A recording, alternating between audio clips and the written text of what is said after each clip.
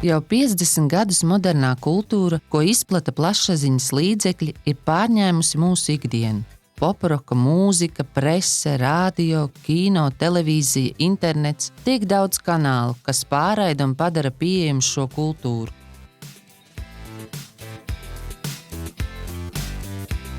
Viegli saprotama, tā ietekmē mūsu dzīvesveidu un domāšanu.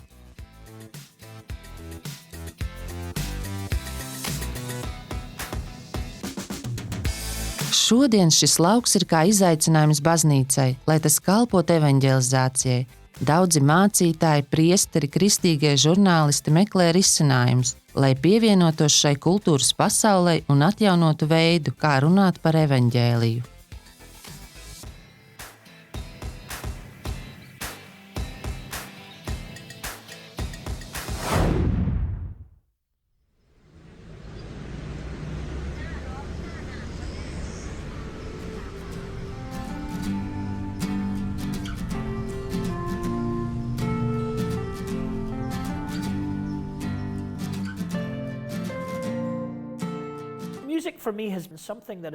Mūzika man bija tā, kas iedvesmoja manu ticību, baroja manu ticību, padarīja to enerģisku, kas man palīdzēja manā kalpošanā, kas man liek sevi pārspēt. Katrā manas dzīves jomā, īpaši ticībā, mūzika bija būtiska.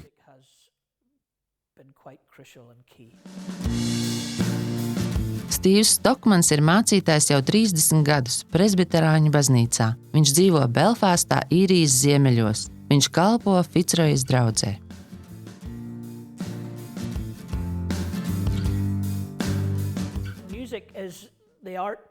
Domāju, ka mūzika ir tas mākslas veids, kas man patīk visvairāk un kas man ir vispazīstamākais. Kad gatavoju sprediķi, tas ir ļoti mākslinieciski. Es visu nedēļu par to domāju, mēģinot atrast veidu, kā komentēt attiecīgo Bībeles stāstu, no kāda teoloģijas skatpunkta, ar ko sākt un ar ko beigt. Un ir brīži, kad es ar to cīnos. Es klausos mūziku, skatos kādu filmu vai lasu grāmatu, un pēkšņi kāds citāts mani apgaismo. Tas ir gluži kā aizsprostas lūžas, kas ļauj ūdenim brīvi plūst un visu apgaismo. Stīvs vairākus gadus vadīja kristīgās mūzikas raidījumu BBC radio. Blogeris un menedžeris, viņš ir sarakstījis arī grāmatu Walk on, U2 garīgais ceļš. Es biju liels popmūzikas fans. Man patika Beatli. Kā pusaudzis es biju ateists, un Beatli bija mani dievi. Notika tā, ka Beatli teica All you need is love, un pēc tam viņi pašķīrās. Šajā laikā mūzika man palīdzēja dzirdēt eksistenciālus jautājumus, ar tiem sastapties, man parādot visu slikto, kas notiek pasaulē, bet nedodot atbildes uz jautājumiem, ko tā uzdeva. Un tad es satiku Jēzu. Kad es apvienoju Jēzu ar rokmūziku un manām attiecībām ar kultūru, tas man palīdzēja zināmā veidā uzdot pareizos jautājumus, un es atradu pareizo atbildi.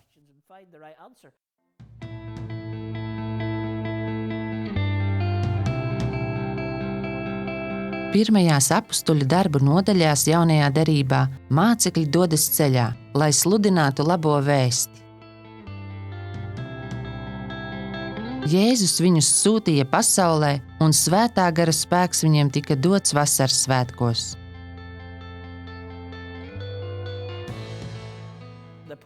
Tātad mācekļi dodas laukā un sāk sludināt, un vispirms viņi dodas uz sinagogām.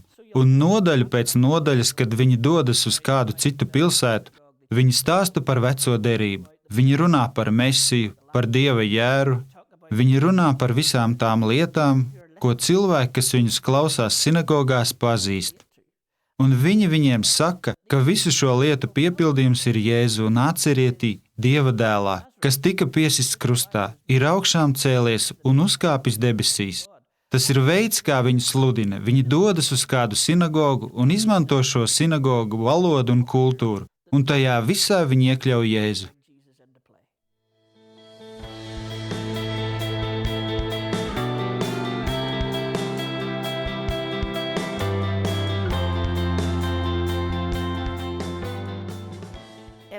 Apustuļu darbos 17. nodaļā mēs redzam, ka Pāvils tieši to pašu dara Atēnās. Viņš izmanto tos pašus simboliku, tos pašus kultūras kodus, bet atēnieši nesaprot, jo viņi nav jūdi. Un tad Pāvilam bija jāatrod cits veids, kā pasludināt labo vēstu šajā atšķirīgajā kultūrā. Un tā viņš apsteigā pilsētu un vēro mākslas darbus, klausās filozofus, lasa viņu dzejnieku darbus. Viņš to visu iekšēji apdomā, iet atpakaļ un sāk sludināt. Un viņš saka, es redzēju, ko saka jūsu dzejnieki un filozofi, un tas viss ir labi, bet es esmu šeit, lai jums teiktu. Un viņš tiem izstāsta to pašu, ko stāstīja sinagogās. Viņi veic kultūru satuvināšanos, un beigās viņi izmanto šīs zināšanas, lai pateiktu, lūk, kur Jēzus ienāk jūsu pašu kultūrā.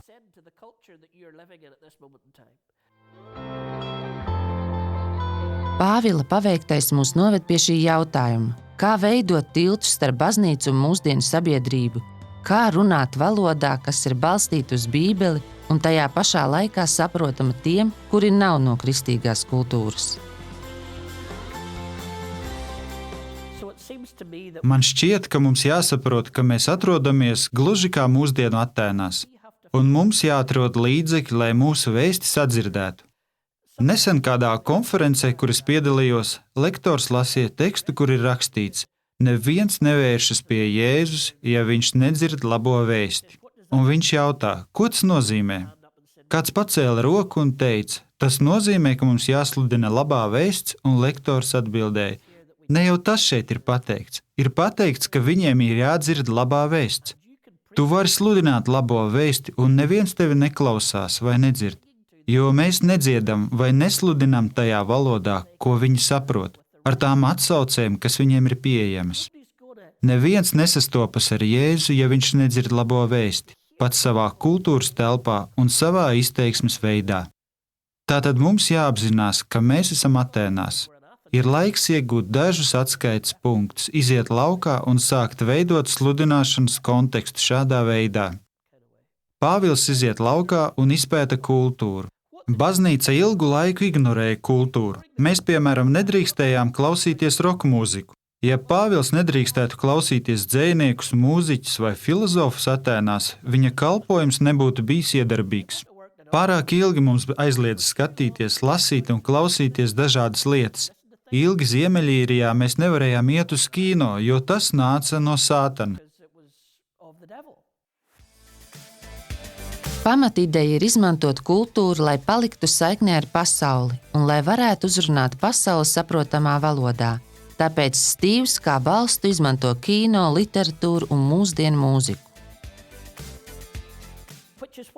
Tāpēc mēs izveidojām pasākumu sēriju Evaņģēlijs pēc. Un šajā programmā es saviem klausītājiem stāstu par mūsdienu kultūru, un es atklāju klausītājiem arī dažas lietas, kas ir mūsdienu kultūrā, ko viņi varbūt nav pamanījuši vai nav pat dzirdējuši. Bet es viņiem palīdzu arī saprast viņu pašu dzīvē lietas, ko viņi klausās vai lasa.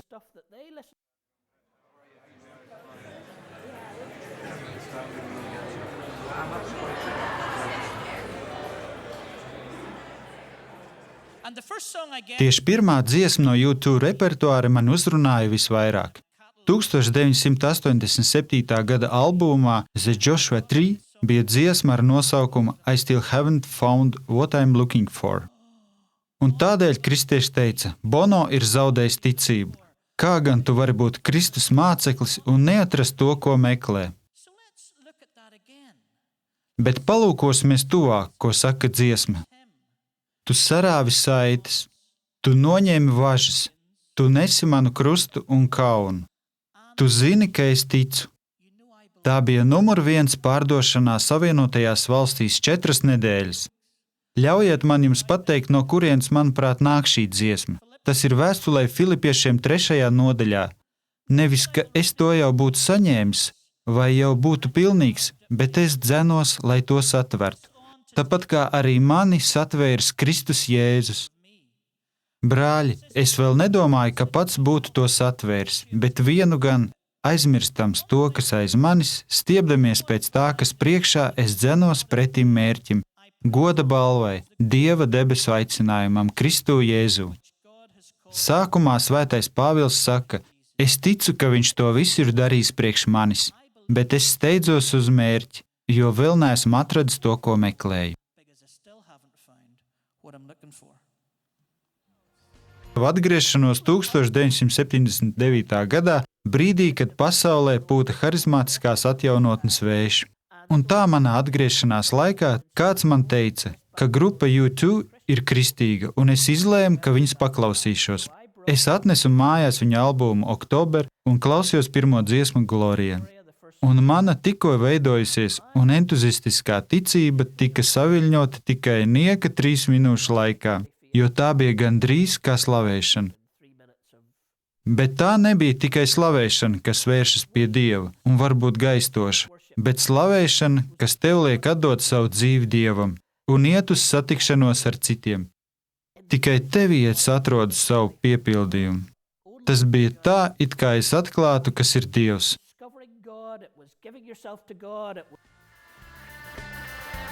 Būt roka māksliniekam un izdzīvot savu ticību autentiski, šīs šķietami nesavienojamās lietas joprojām vada grupas U2 ceļu. Pols Hjūsons, kas kļūst par Bono, Dāvids Evans, kas kļūst par The Age, Ādams Kleitons un Lerijs Mūlens juniors vēl mācās licejā, kad nolem veidot rock grupu.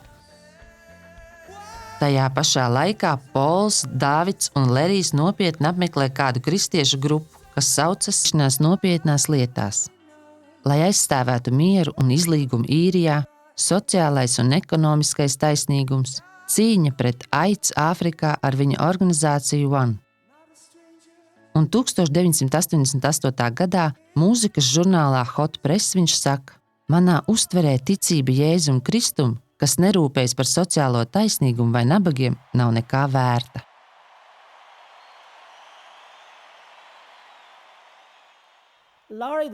Bundzinieks Lerijs, kurš ir nedaudz kautrīgāks un ieturētāks, vienmēr ir bijis neapmierināts par to, ka mūzika ir kā sludināšana. Kādā intervijā viņš teica, pietiek, ka spēlējam kādu dziesmu, un tie, kuriem ir ausis, lai dzird. Starp citu, tas ir tā, kā Jēzus stāstītajās līdzībās. Jēzus pastāsta līdzību un dodas projām. Un parasti tie ir mācekļi, kas skrien viņam pakaļ un jautā, ko tu ar to domāji?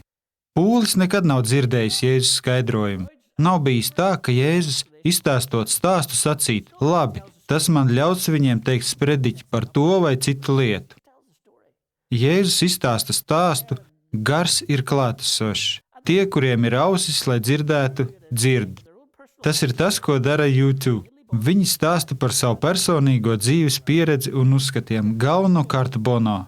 Un viņi to nes uz pasaules lielākajām skatuvēm, sakot, labi, mēs esam gatavi būt zemes sāls un pasaules gaisma.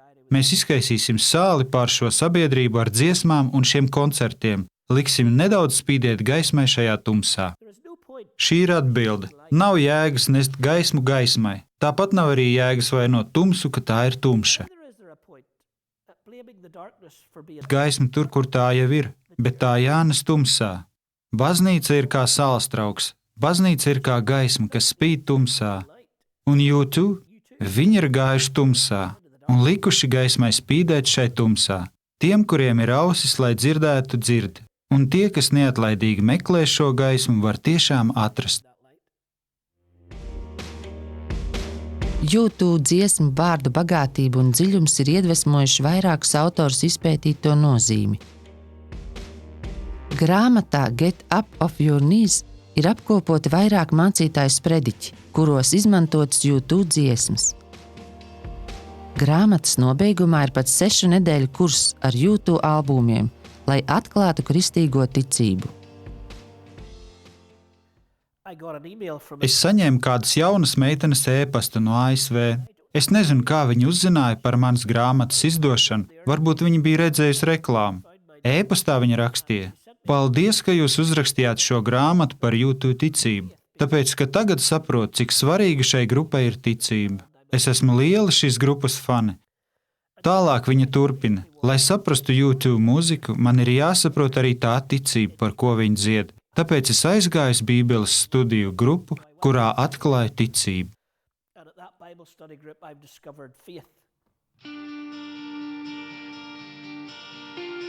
Tobijs ir mākslinieckais direktors kādā grafiskā dizaina aģentūrā. Viņš ir Svētā Anselma kopienas loceklis Londonā. Svētā Anselma kopiena ir formācijas, lūgšanas, kopienas dzīves un kalpošanas visnabadzīgākajiem gads, kas tiek veidots pēc anglikāņu kopienas arhibīskapa Justina Welbija iniciatīvas. Šī formācijas programma noris kooperējot ar kopienu Šeminef. Tobijs mums stāsta, kā kungs ir nācis viņu atrast. Es uzaugu klausoties diezgan smagu mūziku. Nākot mājās no skolas, man bija paradums ieiet bibliotekā, surfot mājaslapā Pure Volume vai iegriezties mūzikas veikalā uz ielas stūra, un es vienmēr ņēmu diskus, kuri bija īpaši mākslinieciski. Es domāju, ka man piesaistīja to skaistais noformējums, un tad es devos mājās, lai tos noklausītos. Tā kā mēs dzīvojam mazā pilsētā, tur nebija daudz aktivitāšu, un mēs vienmēr izmantojām to, kas bija pieejams. Es uzaugu ienīstot baznīcu. Es nebiju tajā iesaistījies, un tai nebija nekā kopīga ar mūsu kultūru. Man bija ļoti izteikta disleksija, un skolā man iedeva bībeli, kur bija sarakstīta kā Šekspīra laikos, ārkārtīgi vēsturiskā valodā, un es sev teicu, es to nespēju saprast, tai nav jēgas. Es absolūti neuztveru vēsti. Meklējot YouTube savu mīļāko grupu video, viņš nejauši atrada Ārona Gillespija klipu. Nothing but the blood of Jesus. Tikai Jēzus asinis. Tā bija pirmā reize, kad es dzirdēju šo dziesmu un skaidri atceros, ka es tajā sajūtu ko savādāku. Tā it kā tajā dziesmā ir kaut kas īpašs. Atceros, ka YouTube blogā bija rakstīts School of Worship, un tā bija rokgrupa no Nešvilas. Es noklausījos to dziesmu, vēlreiz, bet citā izpildījumā. Šajā albumā bija arī viena Hillsong dziesma, With Everything, cover versija. Un tā es to noklausījos un tajā iemīlējos. Staigājot pa Londonu, es klausījos šo dziesmu. Es varbūt pat nesapratu, ko dziedāju, bet es mīlēju šo mūziku, un tā man nāca par labu. Un tad es atradu vēl vienu video, I Surrender, sevi visu atdodu. Un tā, tas bija kā pirmais solis. Tādā ziņā, ka es sevi uzticēju, es dziedāju, sevi visu atdodu, un kādā brīdī sāku domāt, ko es atdodu, ko tas nozīmē, sevi atdot. Un es atceros, ka vēl nebiju kristietis, man vēl nebija attiecība ar Jēzu, bet es baudīju šo brīnišķīgo mākslu.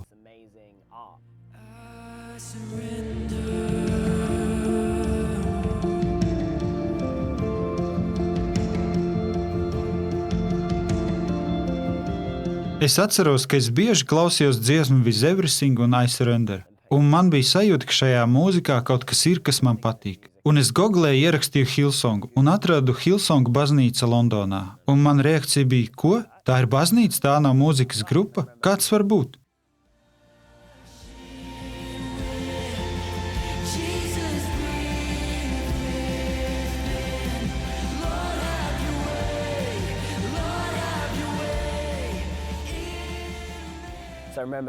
Es atceros, ka aizgāju uz Emanuela centru Vestminsterā, un Rubens Morgans uzkāpa uz skatuves un sāka skaidrot.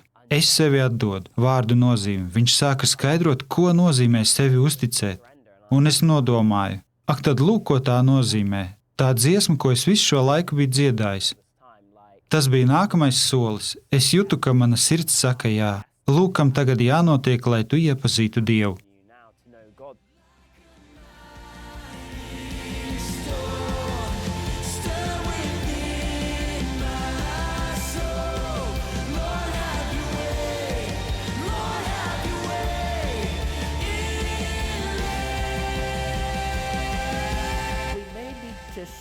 Mums ir garīgi jāaudzina nākamā paudze, lai tā ietu soli uz priekšu un iesaistītos kultūrā vairāk nekā mēs to esam darījuši. Un mums tas nozīmē uzņemties risku un no jauna dot brīvību cilvēkiem. Lielākajai daļai mākslinieku ir grūti atrast savu vietu baznīcā. Ja viņi uzraksta to, ko izdzīvo kādā no dziesmām, tad var nākties dzirdēt, ka tajā nav pietiekami daudz pieminēts Jēzus un ka to te nevar dziedāt. Ar tādu attieksmi mēs nestiprināsim nākamās paaudzes spēju iesaistīties kultūrā un darboties pastāvīgi.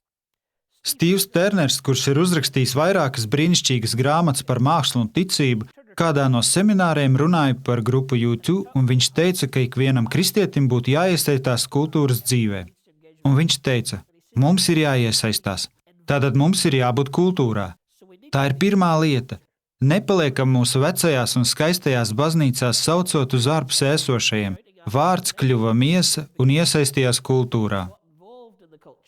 Tad viņš teica otru lietu. Mums ir jābūt informētiem. Līdzīgi kā Pāvils darīja Atēnās, tev ir jāiepazīst kultūra un jāsaprot, kas ir tie jautājumi, ko tā uzdod. Un tad vēl ir trešā lieta, kas ir ļoti svarīga. Mums ir jāsaglabā saikne. Citiem vārdiem sakot, daži iesaistās kultūrā, bet viņi nesaglabā saikni ar baznīcu. Un tad viņi cīnās, jo viņiem ir nācies atstāt baznīcu, lai iesaistītos. Bet viņi ir tik atrauti no sadraudzības un dzīvības avota, ka viņiem ir ļoti grūti izdzīvot. Tagad mūsu problēma ir tāda, ka lielākā daļa mūsu labo mākslinieku ir aizgājuši no baznīcas, jo mēs viņiem neesam pietiekami daudz devuši. Mēs neļāvām viņiem īstenot viņu aicinājumu. Tāpēc viņi ir pametuši baznīcu un ir garīgo cīņu vidū. Tas ir kas tāds, kam vajadzīgs laiks. Pacietība, uzmanība, radošums un stipra uzticēšanās. Un lielākā patiesība ir šāda. Šī ir mana baznīca, un nāves vārti to neuzvarēs. Tāpēc nebaidīsimies, iesim un iesaistīsimies.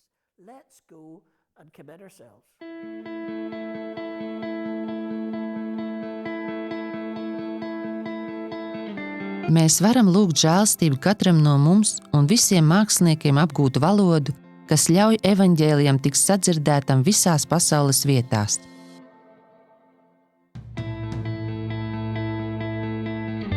No Pāvila vēstules Efeziešiem 3. nodaļas 8. un 9. panta. Man vismazākajam starp visiem svētajiem dota šī žēlastība pagāniem pasludināt Kristus neizdibināmo bagātību un rādīt, kā ir piepildījies lielais noslēpums, kas no laiku laikiem bija apslēpts visu lietu radītājā Dievā.